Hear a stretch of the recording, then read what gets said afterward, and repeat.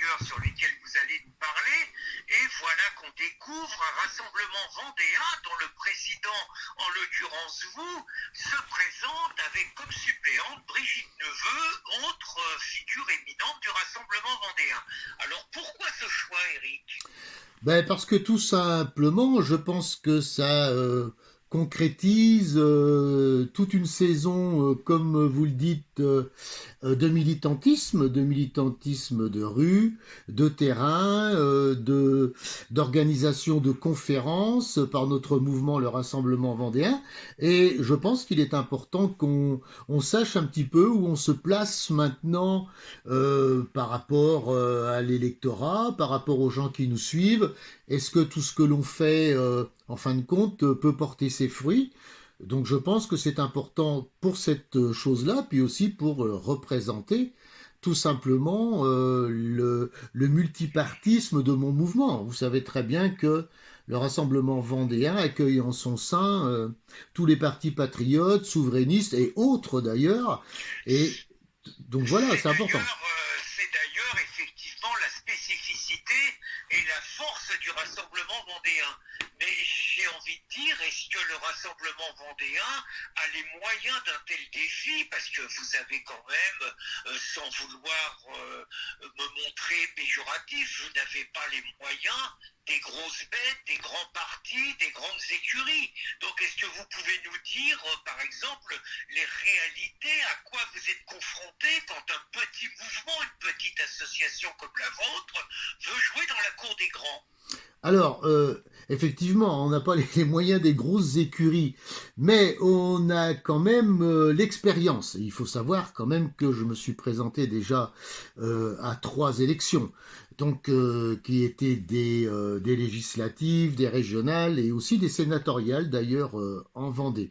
On peut dire que Brigitte Neveu a parfaitement l'expérience de la candidature et d'ailleurs de la réussite, parce qu'elle était donc conseillère régionale des Pays de Loire.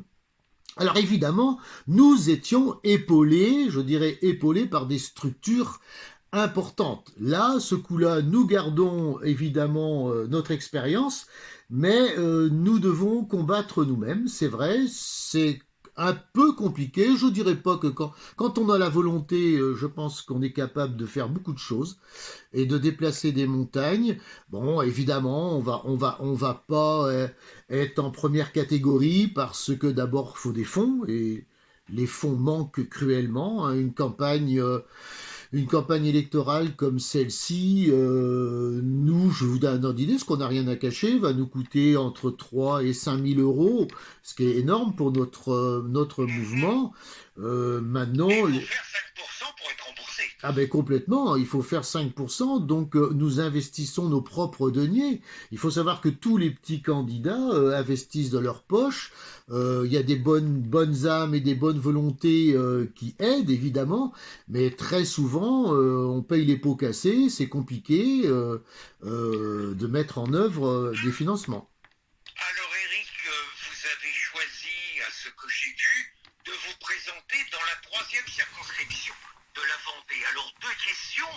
Pourquoi cette troisième circonscription et est-ce que vous pouvez nous dire quels seront vos rivaux dans cette élection? Parce que d'après ce que j'ai vu, dans les autres circonscriptions de la Vendée, il n'y a pas tellement de postulants. Et par contre, si j'ose dire, il y a du monde au départ dans cette troisième circonscription. Donc pourquoi cette circonscription et contre qui allez-vous lutter? Alors, pourquoi la circonscription? Parce que d'abord, c'est la mienne. Donc, c'est très clair. D'abord, j'habite sur la troisième circonscription.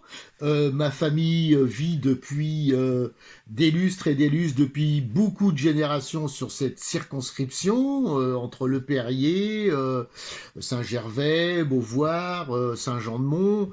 Donc, le nord-ouest vendéen est mon pays et c'est le pays marechin qui a été très souvent un pays laissé un peu à l'écart, de côté, et c'est une circonscription d'ailleurs est intéressante pour ça, parce qu'elle est très étalée sur le littoral, elle comporte surtout la ville des Sables-d'Olonne, et on sait très bien que la ville des Sables-d'Olonne est une ville phare, extrêmement connue, d'une part avec le Vendée Globe, hein, qui est une compétition internationale, et puis des plages magnifiques, et toute la côte. Sur la troisième circonscription, vous retrouvez Saint-Jean-de-Mont, qui est quand même une ville phare des vacances pour tout le monde, des Parisiens, tout le monde connaît Saint-Jean-de-Mont.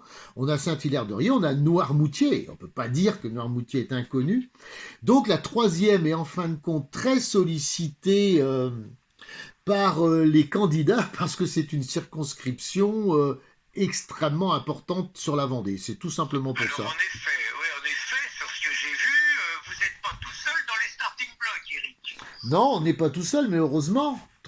Autrement il y Alors, aurait... est-ce que vous pouvez nous parler de vos adversaires, rivaux, ennemis peut-être, qui postulent également à cette élection? Alors, il y a des rivaux, bien évidemment, voire des ennemis, bien sûr. Pour moi, en tous les cas, je considère pas que tout le monde est copain, compte tenu de l'état maintenant du pays et peut-être à la catastrophe où on va. Donc, je veux dire, eh ben, qu'est-ce que j'ai en premier lieu? J'ai un représentant du gouvernement, un représentant de Monsieur Macron qui s'appelle Monsieur Buchou. Bon, évidemment que, bon, moi, je considère comme un des artisans du déclin du pays. Donc C'est le député sortant, je crois. oui, oui, complètement. C'est le député sortant qui est sur la troisième circonscription. Donc évidemment, c'est l'homme à écarter avec tout ce qu'il représente de la Vendée et de cette circonscription. Ça, c'est le premier point. Le deuxième, bon, ben, on a un combat, alors là, à mener, qui va être extrêmement difficile, parce que d'ailleurs, je pense qu'il se répercutera dans la rue et un peu partout, c'est le nouveau Front populaire, soi-disant. Donc ici, on a cet Le aggloméré. Front populaire sans le peuple, d'ailleurs. Oui, le Front populaire sans peuple, donc parti immigrationniste, islamophile et tout ce qu'on voudra, que évidemment c'est l'adversaire à détruire. Je parle politiquement, bien évidemment. Le fait est que ça ne sera pas si simple que ça, parce que je pense qu'ils ont déjà prévu... compte tenu peut-être des élections qui vont arriver, ils ont prévu un deuxième round dans la rue, ça c'est clair et net. Donc ça c'est le deuxième gros ennemi à éliminer de ces circonscriptions.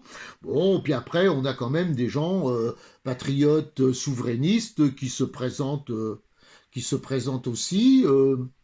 Ça s'est pas forcément très bien passé, j'ai pas trouvé que c'était très correct, mais cependant je vais me retrouver contre une liste, le fameux attelage RN, LR de Monsieur Ciotti.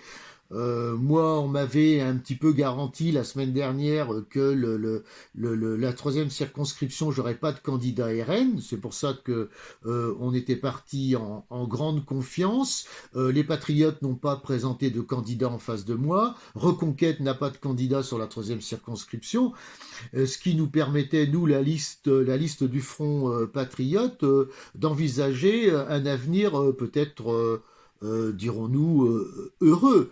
Euh, cependant, voilà qu'au dernier moment, dimanche, s'est déclaré monsieur Dubin, qui a été investi par monsieur Ciotti sur cette circonscription. Moi, Donc bon, il est le candidat Ciotti-Bardella. complètement... Il est le candidat RN-LR. Oui, les candidats RN, LR, si l'on veut, je pense que c'est une candidature un peu opportuniste. Et mon cœur porte pas vraiment pour les LR parce qu'ils ont été quand même pendant 40 ans au pouvoir et on ne peut pas dire que le résultat a été extrêmement bénéfique pour le pays. Donc les ralliements comme ça de personnes qui se retrouvent, j'ai une petite image à chaque fois, bon elle n'est pas forcément sympathique, mais il faut quand même la dire, ça me fait penser un petit peu au collabo du jour de la liberté qui portait le brassard FFI. Bon, C'est vrai que c'est pas très gentil. Mais bon, ça fait partie du débat politique. Hein. ça fait... Oui, Donc vous avez donc ce candidat donc dans le camp qu'on peut appeler patriote. Vous avez donc ce candidat LRRN et vous en avez deux autres encore si j'ai bien lu. Hein. C'est bien ça. Vous avez, me semble-t-il, un candidat de chez Dupont-Aignan. Oui, complètement. La candidate de Monsieur Dupont-Aignan, Madame Guénolé, je crois, je suis pas sûr, qui se présente comme à chaque fois et qui a raison de se présenter. Je veux dire, le premier tour, pour moi, le premier tour, chacun a le droit d'exprimer ses idées et de se battre pour à quoi l'on pense. Après, c'est surtout au deuxième tour que les choses vont s'aggraver. Mais on n'a pas parlé sur tous ces candidats, me semble-t-il, parce que vous êtes en Vendée. En Vendée, c'est quand même le fief de Retailleau. Et donc, j'ai cru comprendre que Retailleau ne faisait pas partie des meilleurs amis de Ciotti. Donc, il paraît difficilement envisageable que LR anti-Ciotti, appelons-les comme ça, ne présente pas de candidat non plus. Alors, il y a il y a une liste pure RL, pur jus, avec monsieur... LR, vous voulez dire? Oui, LR, pardon, LR, avec monsieur Fauché, ex-maire de Noirmoutier. Alors là, alors je lui souhaite du bon temps parce que c'est l'homme des éoliennes en Vendée, donc... Ah oui, en effet, donc... c'est une pépite celui-là. Donc ça va être très très compliqué qu'il se batte et qu'il arrive à démontrer qu'il défend la France et la Vendée, ses paysages, son patrimoine, sa culture, en étant un des grands artisans de l'implantation des éoliennes en mer, qui sont en pleine construction, qui ont fait un dégât considérable à travers le Marais, parce qu'il faut quand même savoir que les éoliennes qui sont en mer, l'électricité vient pas comme ça par les airs. Il faut faire des tranchées énormes sur tout le Marais. Ça a traversé Beauvoir-sur-Mer jusqu'à Soulan. Ça a été terrible pendant 1 an et demi. Ça on le raconte pas, mais les travaux d'infrastructure dans les terres sont extrêmement dommageables pour la biodiversité, pour le paysage. Donc je pense que le représentant, monsieur Fauché, le représentant LR, soutenu par la liste LR Retailleau, va devoir rendre des comptes, ça va être compliqué. Alors, une question, Eric, vous nous avez pas parlé, mais bon, c'est pas un intérêt majeur, mais d'une liste lutte ouvrière aussi, puisque je crois que lutte ouvrière présente 550 candidats. Mais bon, c'est pas essentiel. Moi, j'ai envie de vous poser peut-être une question dérangeante, mais que tout le monde a un peu sur le bout de la langue. On a compris ce que vous nous dites, on a compris que vous avez vos adversaires, vos ennemis face à vous, qui est le candidat macroniste et qui est le candidat Nouveau Parti, Nouveau Front Populaire. Ça, on a compris. On a compris que dans le camp patriote, même s'ils n'ont pas votre combativité de terrain, vous avez quand même un candidat LRRN, vous avez un candidat LR Retailleau, vous avez un candidat Dupont-Aignan. Est-ce que vous craignez pas dans un contexte où quand même chaque voix va compter, chaque élu va compter, est-ce que vous ne craignez pas que votre candidature quelque part prive de deuxième tour disons une équipe, je sais pas, on va dire RN-LR, est-ce que vous ne craignez pas que, à cause de vous, le candidat LR-RN ne soit pas au deuxième tour et finalement de laisser le terrain à ceux que vous considérez comme vos pires ennemis?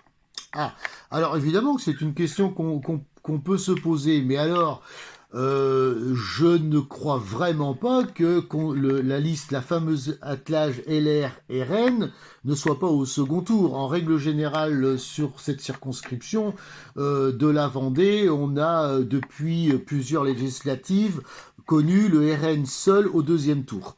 Donc c'est pour cela que je prends cette décision d'ailleurs avec une certaine tranquillité, parce que effectivement je ne pense pas que ma liste porte préjudice. Je veux tout simplement que notre représentativité existe, que la liste patriote, qui est certainement plus légitime, je dirais plus légitime que cette liste RN-LR, ait son mot à dire. Et il est évident que si on se dirige vers un second tour RN et avec un client en face qui ira pas dans le bon sens, il est évident que la liste patriote que je représente, évidemment étudiera et fera tout pour que les patriotes et souverainistes gagnent cette 3e circonscription.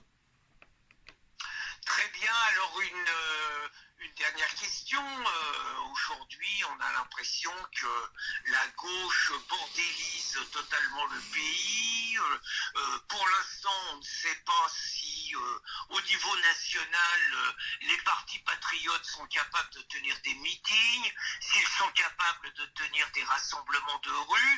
Vous, par exemple, Éric, qui êtes quand même un homme de combat, un homme de la rue, est-ce que en dehors, pour bien connaître vos militants, on peut penser que la Vendée, la 3e circonscription, va être recouverte d'affiches avec le visage d'Éric et de Brigitte, mais en dehors de ça, est-ce que vous envisageriez, par exemple, vu la bordélisation de la France, un rassemblement de patriotes, par exemple, avec le drapeau bleu-blanc-rouge, la Marseillaise, et puis simplement démocratie pour protester un petit peu et affirmer la légitimité des patriotes et le fait d'être capable d'occuper la rue et de ne pas l'abandonner à ceux qui veulent détruire la France. Oui, évidemment, ça serait mal me connaître si je disais que non, je vais rester planqué. Je m'en doute, c'est pour ça que je pose la question. Oui, on a mené déjà même ensemble beaucoup de combats et qui étaient certainement aussi durs, et je veux dire qu'il est évident que pour le moment c'est un moment en suspens, c'est un moment entre parenthèses républicain, démocratique que l'on joue et que l'on joue en respectant évidemment toutes les règles. Il est évident que si toutefois après ces élections les choses vont en s'envenimant, particulièrement les troupes du Rassemblement vendéen, et je pense aussi maintenant de cette liste patriote, feront la démonstration d'une défense particulièrement, je veux dire, tonique de notre civilisation, de notre culture, de notre patrimoine, bien évidemment. Je n'en doutais pas une seconde. Éric, souhaitez-vous ajouter quelque chose avant de conclure cet entretien? Non, je pense que là, on a fait un petit peu le tour de tout. C'est le tout début de ce premier tour. Nous sommes évidemment, pour parler plus techniquement, en collage. Actuellement, nous avons passé toutes les étapes administratives avec succès. Maintenant, nous sommes sur le terrain. J'ai des équipes sur les 3 cantons qui représente cette circonscription. Je rappelle qu'il y a 34 communes, il y a 170 000 habitants, ce qui veut dire qu'il est impératif pour nous d'être présents à tous les coins de rue, et c'est ce que nous faisons jour et nuit depuis 3 jours maintenant, avec une circonscription qui est assez étendue, en allant de Boing, dans le nord-ouest, jusqu'au Sable d'Olonne. Ça représente un gros travail de militants, je leur en remercie. Nous avons des très bonnes équipes qui ont répondu présentes tout de suite, et nous nous faisons fort d'être en visu partout, pour le moment. Eh bien, bonne chance aux vaillants militants du Rassemblement vendéen et à leurs 2 candidats.